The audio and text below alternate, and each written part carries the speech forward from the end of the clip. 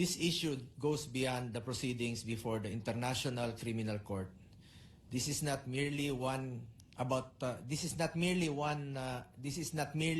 one case or one individual.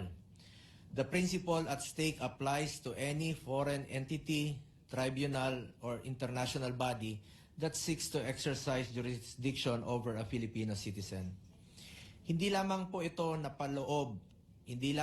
nakapaloob sa proceedings ng ICC. The same standard must apply to any foreign tribunal or authority issuing orders that may result in the transfer of a Filipino to another country for investigation or prosecution. Before any Filipino is brought outside our jurisdiction and subjected to foreign processes, there must be strict compliance with our Constitution, our laws, and the fundamental requirement of due process. Bakit natin papayagan na manghimasok ang foreign tribunal without passing through local courts? Huwag naman sana po tayong pumayag ng ganon. Last year, the Supreme Court released rules on extradition proceedings. Naglabas po sila last year. I think naging effectivity noon ay November 10.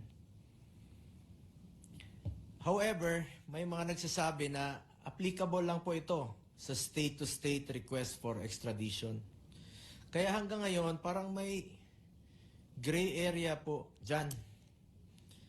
Sana po'y once and for all, masettle na po ito ng Supreme Court, Mr. President. Co-equal branches nga po ang tawag sa atin dito. Executive, Legislative, and Judiciary.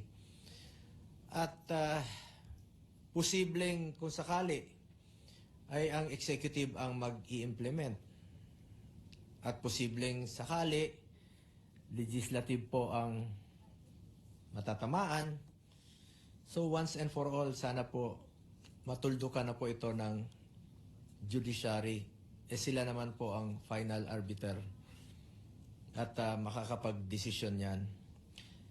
Mr. President, I reiterate that this resolution does not obstruct justice. It strengthens it. It does not defy international cooperation. It ensures that such cooperation operates within constitutional bounds. The Philippines can honor its international obligations whilst still safeguarding the fundamental rights of its people.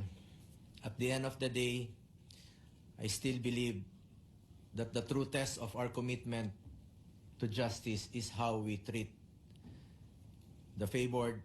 But, ulitin ko lang po, at the end of the day, I still believe that the true test of our commitment to justice is not how we treat the favored, but how we protect the rights of those under accusation. Nakikiusap po ako sa mga kasamahan natin dito sa Senado, proteksyonan po natin ang ating ang institusyon. And I urge this chamber to stand firm in defense of due process and to adopt this resolution in the name of constitutional fidelity and equal protection for all. For the most trusted source of news and information, visit our website at www.bomboradio.com. Follow us on Bombo Radio mobile app, Facebook, YouTube, TikTok, and X, formerly Twitter.